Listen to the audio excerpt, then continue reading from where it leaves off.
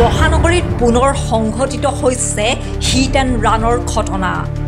আপুনি এক্সন কৰি থৈছে, আপুনি এক্সন কৰি থৈছে ন, আপুনি এক্সন কৰি, আপুনি ভিডিঅ' কৰক, আপুনি ভিডিঅ' কৰক, আপুনি পলাইছে কিয়, এক্সন কৰি পলাইছে কিয়, আপুনি লেভেলটো হ'লে নহ'ব নহয় এতিয়া, আপুনি পলাইছে কিয়, আমি পনিব লগা নালাগে, আপুনি কিয় পলাইছে?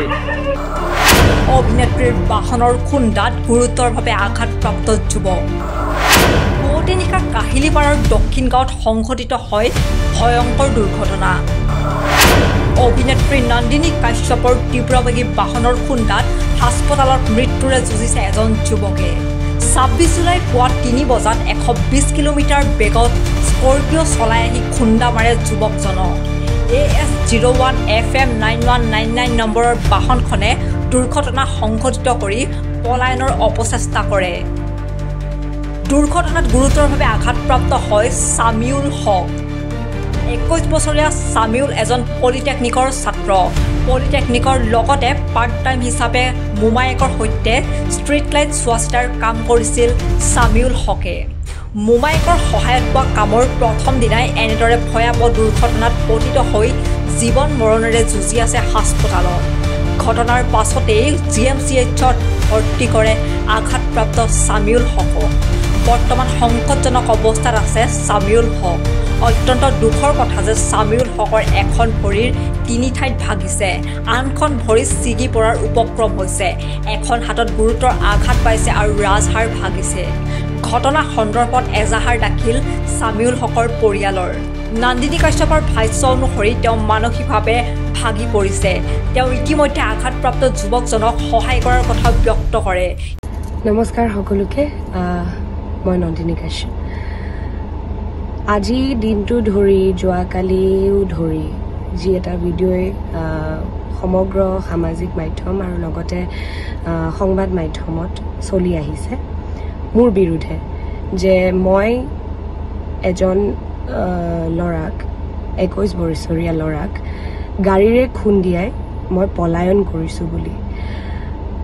এইখিনিতে মই কওঁ যে মই প্ৰথম কথা এটাই ক'ম যে মই পলায়ন কৰা নাই, কাৰণ সেইদিনাখন ৰাতি কমেও ১টামান বজাত মই মোৰ থিয়েটাৰৰ কেম্পৰ পৰা ঘৰলৈ গৈ আছিলোঁ। থিয়েটাৰ যিহেতু এইবছৰ আছোঁ, সকলোৱে গম পায়, অসমবাসী ৰাইজে গম পায় যে মই এইবছৰ থিয়েটাৰত চুক্তিবদ্ধ হৈ আছোঁ বুলি। গতিকে মোৰ থিয়েটাৰৰ ৰিহাৰ্চেল চলি আছে। গতিকে থিয়েটাৰ ৰিহাৰ্চেল শেষ কৰি, যিহেতু পিছদিনাখন অফ, গতিকে মই ৰাতি ঘৰলৈ বুলি গ'লোঁ। ঘৰলৈ বুলি যোৱাৰ পিছত মোৰ ঘৰ যিহেতু বামুণী মৈদামত, মোৰ 2টা বাট আছে। হয়তো জালুকবাৰী মালিগাঁও হৈ মই যাব পাৰোঁ, আৰু নতুবা মই হাইৱে হৈ লাল গণেশ বা VIP হৈও যাব পাৰোঁ। মই জালুকবাৰীৰ ৰাইট ছাইডটো, জালুকবাৰীৰ ছাইডটো মই এইটো কাৰণে নল'লোঁ, কাৰণ কিয় সিফালে ব্ৰিজ বনাই আছে, কনষ্ট্ৰাকশ্যন চলি আছে। গতিকে কনষ্ট্ৰাকশ্যনৰ কাৰণে তেওঁলোকৰ সুবিধাৰ বাবে তেওঁলোকে ৰাস্তাবোৰ কেতিয়াবা ব্লক কৰে আৰু ৰাতি বহুত দেৰি ফচিবলগীয়া হয়। আৰু যিহেতু মই নিজে ড্ৰাইভ কৰি গৈ আছিলোঁ, মই সেই বাটটো নলৈ মই হাইৱেটো লৈছিলোঁ। মই ভাবিলোঁ এই ৰাস্তাটো খোলা হয়, মই ঘৰ সোনকালে পামগৈ। গতিকে মই সেইফালেদি হাইৱে হৈ মই লাল গণেশ সোমালোঁ, আৰু লাল গণেশৰ পৰা মই চাইকেল ৰুট হৈ পেলাই দক্ষিণ গাঁও গৈ আছিলোঁ।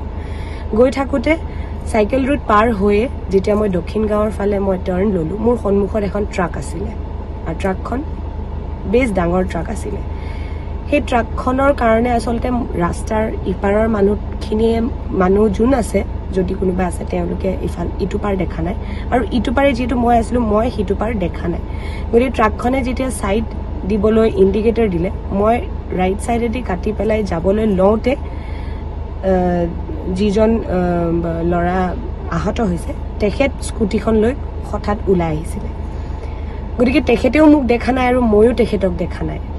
গতিকে পুলিচে ইনভেষ্টিগেশ্যন কৰাৰ মতে এইটো এটা প্ৰকৃত এক্সিডেণ্ট, আৰু এক্সিডেণ্ট কেতিয়াও কোনেও জানি বুজি নকৰে, কেতিয়াও নকৰে।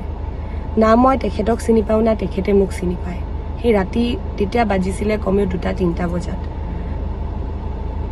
মোৰ কোনো উদ্দেশ্য নাছিল যে আজি মই সেই এক্সিডেণ্টটো কৰি যাম আৰু মই পলাম। সেইটো হোৱাৰ পিছত মোৰ গাড়ীখনৰ পিকআপটো কমি গৈছিলে। সেই এক্সিডেণ্টটো হোৱাৰ পিছত মোৰ গাড়ীখনৰ পিকআপ কমি গৈছে। মোৰ গাড়ীৰ পিছফালে যিহেতু আৰু গাড়ী আছিলে, মই গাড়ীখন ছাইডত নি ৰখাইছোঁ, তাত ৰৈছোঁ মই। সেই ৰোৱা সময়খিনিত কিন্তু তাত ট্ৰাকৰ ড্ৰাইভাৰকেইটাৰ বাহিৰে বা এজন দুজন ল'ৰা, তাত কোনো বেলেগ মাইকী মানুহ বা কোনো নাছিলে, ল'ৰা আছিলে। মই যিহেতু অলপমান হ'লেও মই ভয় খাইছোঁ, মই গাড়ীতে বহি মই বেক মিৰৰ ভিউৰ পৰা মই চাই আছোঁ তেখেতক ধৰিছে। তাৰপিছত মই আৰক্ষী বিষয়াক ফোন কৰিছোঁ, পুলিচ থানাত মই ফোন কৰিছোঁ আৰু মই জনাইছোঁ তেওঁলোকক যে এনেকৈ তেনেকৈ হৈছে। গতিকে মই যদি পলালোহেঁতেন হয়তো মই আৰক্ষীক নিজে মই ফোন নকৰিলোঁ হয়। গ'ল কথা গ'ল, দুজন ল'ৰাই মোৰ পিছা কৰিছে বুলি মই গম নাপাওঁ। তেওঁলোকে পিছে পিছে আহি মোক খেদি খেদি ভিডিঅ' কৰিছে। ভিডিঅ' কৰি যে মানে মোৰ এনেকুৱা ফিল হৈছে যে যদি মই ল'ৰা হ'লেহেঁতেন হয়তো তেওঁলোকে মোক তাত মাৰিবলৈ খেদি অহা নিচিনাকৈ আহিছে মোক তাৰমানে। গতিকে এগৰাকী ছোৱালী হৈ মইতো তাত যুঁজিব যাব নোৱাৰোঁ ল'ৰাখিনিৰ মাজত, আৰু কোনো ধৰণৰ এইটো যুক্তিসংগত কথাও নহয় যে এজনী ছোৱালীয়ে তেনেকৈ ৰাতি মানে নামি যাব বা ল'ৰাকেইটাৰ মাজত যাব। গতিকে মই নগৈ মই ঘৰলৈ গুচি আহিলোঁ। গুচি অহাৰ পিছত নেক্সট ডে কিন্তু ৰাতিপুৱাই মই গৈছোঁ মোৰ দেউতাক লৈ দিছপুৰ থানালৈ। মই গৈছোঁ, মোৰ এক্সিডেণ্ট হোৱা গাড়ীখনো লৈ গৈছোঁ। তাত লৈ গৈ তেওঁলোকৰ লগত কথা বতৰা পাতি তেওঁলোকে মোৰ গাড়ীৰ কাগজ পাতি চব জেৰক্স লৈছে, যি ফৰ্মেলিটিজ আছে চব কৰিছে। তেওঁলোকে মোৰ গাড়ী চাইছে, চাই মেলি তেওঁলোকে গোটেইখিনি ইনভেষ্টিগেশ্যন যি কৰিব লাগে গোটেইখিনি কৰিছে। কৰি মেলি তেওঁলোকে এইটোৱে কৈছে যে এইটো এটা এক্সিডেণ্ট, এইটো না আপোনাৰ দুখ আছে না তেখেতৰ দুখ আছে। গতিকে তথাপিও আপোনালোকে মিলামিচি কৰি লওক, কথা পাতি লওক। তেতিয়া মই তেওঁলোকক এটাই কথা কৈছোঁ যে যিহেতু মোৰ গাড়ীৰ লগত তেওঁৰ এক্সিডেণ্ট হৈছে, মোৰ গাড়ীৰো ক্ষতি হৈছে। মোৰ গাড়ী এতিয়া থিয়েটাৰত মই আছোঁ, মোৰ অহা যোৱা খুব অসুবিধা হৈছে কাৰণ গাড়ীখনৰ তেনেকুৱা এটা অৱস্থা হ'ল। গাড়ীখনৰ বহুতখিনিয়ে ক্ষতি হৈছে। সেই গাড়ীখন বনাবলৈ যাওঁতেও মোৰো খৰচা এটা আছে। তথাপিও তেখেত যিহেতু সৰু ল'ৰা, গতিকে মই তেখেতক কৈছোঁ যে তেখেতক মই সহায় কৰিবলৈ মই আছোঁ। মই এই কথাখিনি মই আৰক্ষী বিষয়াসকলৰ আগত মই কৈ আহিছোঁ। তাৰপিছত মই থানাত সেই গোটেইখিনি কথা পতাৰ পিছত মোৰ গাড়ী NVI কৰিছে, NVI কৰি পেলাই যি ৰিপৰ্ট লাগে ৰিপৰ্ট আহিছে, ৰিপৰ্টৰ মতে তেওঁলোকে গাড়ী মোক চমঝাই দিছে। মই গাড়ী আনি মই গেৰেজত বনাব দিছোঁ। এতিয়া কথাটো হ'ল যে এই যিবোৰ ভিডিঅ'জ মোৰ বিৰুদ্ধে দিয়া হৈছে, কৈছে যে মই হিট এণ্ড ৰান কেছত মানে মই ফচিছোঁ, মই পলাইছোঁ, মোৰ গাড়ী 100-120 স্পীডত আছিলে।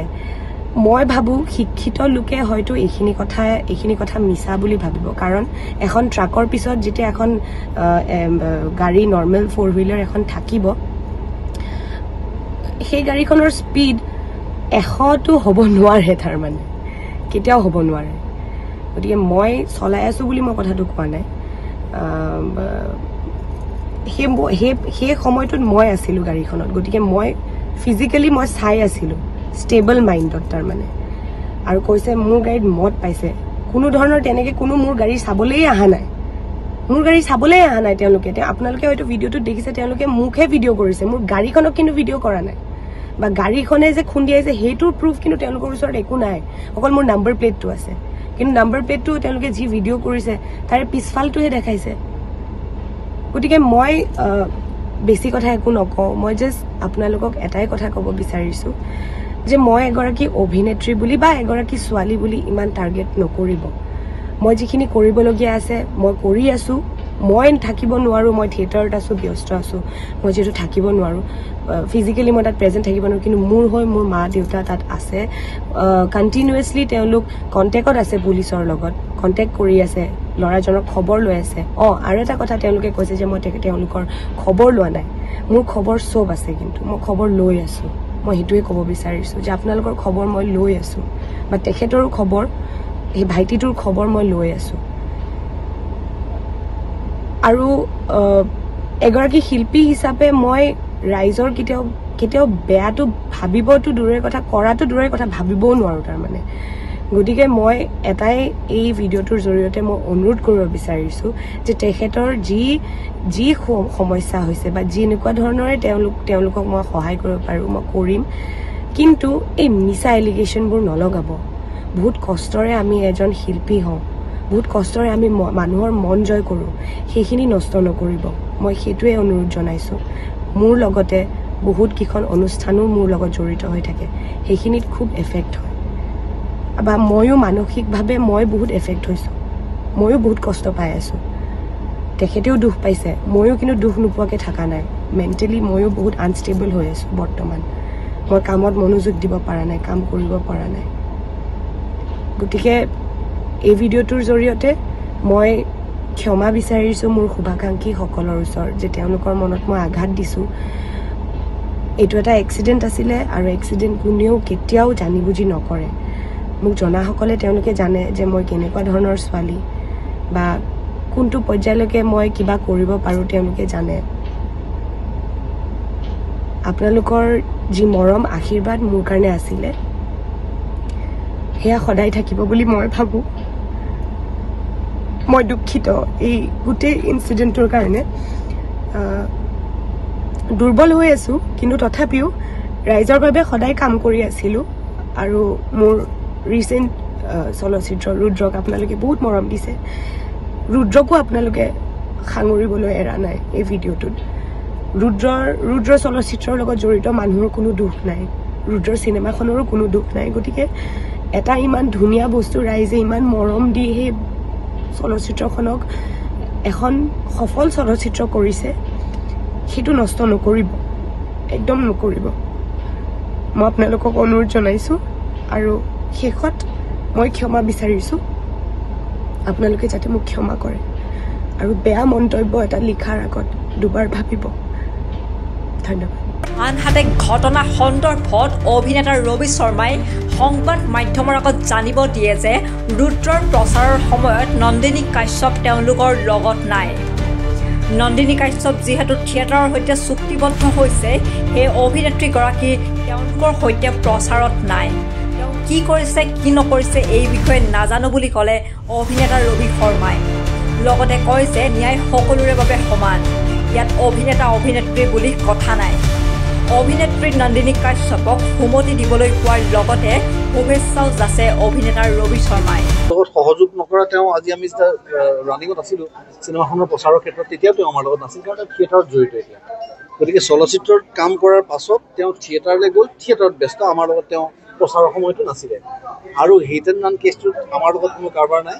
সেইটো তেওঁ এতিয়া বোধকৰো পলাতক অৱস্থাত আছে নে কি আছে মই নাজানো, কিন্তু অন্ততঃ এইটো জানো যে ন্যায় আছে, ন্যায় চবৰে কাৰণে সমান। সেইটো অভিনেতা অভিনেত্ৰী হওক বা সৰ্বসাধাৰণ মানুহ হওক বা যিকোনো মানুহেই নহওক পৃথিৱীত। গতিকে ন্যায় নিজৰ দিশ ল'ব, প্ৰশাসনে নিজৰ কাম কৰিব। কিন্তু আমাৰ লগত উপস্থিত নথকা কাৰণটো এইটো আমি জানাত যে তেওঁ আচলতে থিয়েটাৰত আছে এবছৰ। আজি তেওঁ ক'ৰবাত কিবা এটা হৈছে, এইটো ছ'চিয়েল মিডিয়াত মই শুনিছোঁ, এতিয়ালৈকে শুনিবলৈ পাইছোঁ। গতিকে ঈশ্বৰে তেওঁক সুমতি দিয়ক, কি ধৰণে তেওঁ আগবাঢ়িব লাগে আগবাঢ়ক। আমাৰ তেওঁলৈ শুভেচ্ছা আছে, আৰু আমাক এতিয়ালৈকে তেওঁ সহায়ৰ বাবে কোনো ধৰণৰ এপ্ৰ'চ কৰা নাই। গতিকে আমি আমাৰ ভাগত আমি নিজৰ কাম কৰি আছোঁ, তেখেতে তেওঁৰ ভাগে কাম নাই। আমাৰ যোগাযোগ হোৱা নাই, তাৰ আগৰ পৰাও হোৱা নাছিলে, কাৰণ আপোনালোকে যদি ভিডিঅ'বিলাক চাই আমি যেতিয়া প্ৰচাৰ কৰি ঘূৰি ফুৰিছোঁ প্ৰায় এমাহ 20 দিনমান সময় আমাৰ লগত তেওঁ নাছিলে, তেওঁ তেতিয়া আখৰাত আছিলে। লগত সহযোগ নকৰা তেওঁ আজি আমি যেতিয়া ৰানিঙত আছিলোঁ চিনেমাখনৰ প্ৰচাৰৰ ক্ষেত্ৰত, তেতিয়াও তেওঁ আমাৰ লগত নাছিল, কাৰণ তেওঁ থিয়েটাৰত জড়িত এতিয়া। গতিকে চলচ্চিত্ৰত কাম কৰাৰ পাছত তেওঁ থিয়েটাৰলৈ গ'ল, থিয়েটাৰত ব্যস্ত, আমাৰ লগত তেওঁ প্ৰচাৰৰ সময়তো নাছিলে। আৰু হিট এণ্ড ৰান কেছটোত আমাৰ লগত কোনো কাৰবাৰ নাই। সেইটো তেওঁ এতিয়া বোধকৰো পলাতক অৱস্থাত আছে নে কি আছে মই নাজানো, কিন্তু অন্ততঃ এইটো জানো যে ন্যায় আছে, ন্যায় চবৰে কাৰণে সমান। সেইটো অভিনেতা অভিনেত্ৰী হওক বা সৰ্বসাধাৰণ মানুহ হওক বা যিকোনো মানুহেই নহওক পৃথিৱীত। গতিকে ন্যায় নিজৰ দিশ ল'ব, প্ৰশাসনে নিজৰ কাম কৰিব। কিন্তু আমাৰ লগত উপস্থিত নথকা কাৰণটো এইটো আমি জানাত যে তেওঁ আচলতে থিয়েটাৰত আছে এবছৰ। আজি তেওঁ ক'ৰবাত কিবা এটা হৈছে, এইটো ছ'চিয়েল মিডিয়াত মই শুনিছোঁ, এতিয়ালৈকে শুনিবলৈ পাইছোঁ। গতিকে ঈশ্বৰে তেওঁক সুমতি দিয়ক, কি ধৰণে তেওঁ আগবাঢ়িব লাগে আগবাঢ়ক। আমাৰ তেওঁলৈ শুভেচ্ছা আছে, আৰু আমাক এতিয়ালৈকে তেওঁ সহায়ৰ বাবে কোনো ধৰণৰ এপ্ৰ'চ কৰা নাই। গতিকে আমি আমাৰ ভাগত আমি নিজৰ কাম কৰি আছোঁ, তেখেতে তেওঁৰ ভাগে কাম নাই। আমাৰ যোগাযোগ হোৱা নাই, তাৰ আগৰ পৰাও হোৱা নাছিলে, কাৰণ আপোনালোকে যদি ভিডিঅ'বিলাক চাই আমি যেতিয়া প্ৰচাৰ কৰি ঘূৰি ফুৰিছোঁ প্ৰায় এমাহ 20 দিনমান সময় আমাৰ লগত তেওঁ নাছিলে, তেওঁ তেতিয়া আখৰাত আছিলে। লগত সহযোগ নকৰা তেওঁ আজি আমি যেতিয়া ৰানিঙত আছিলোঁ চিনেমাখনৰ প্ৰচাৰৰ ক্ষেত্ৰত, তেতিয়াও তেওঁ আমাৰ লগত নাছিল, কাৰণ তেওঁ থিয়েটাৰত জড়িত এতিয়া। গতিকে চলচ্চিত্ৰত কাম কৰাৰ পাছত তেওঁ থিয়েটাৰলৈ গ'ল, থিয়েটাৰত ব্যস্ত, আমাৰ লগত তেওঁ প্ৰচাৰৰ সময়তো নাছিলে। আৰু হিট এণ্ড ৰান কেছটোত আমাৰ লগত কোনো কাৰবাৰ নাই। সেইটো তেওঁ এতিয়া বোধকৰো পলাতক অৱস্থাত আছে নে কি আছে মই নাজানো, কিন্তু অন্ততঃ এইটো জানো যে ন্যায় আছে, ন্যায় চবৰে কাৰণে সমান। সেইটো অভিনেতা অভিনেত্ৰী হওক বা সৰ্বসাধাৰণ মানুহ হওক বা যিকোনো মানুহেই নহওক পৃথিৱীত।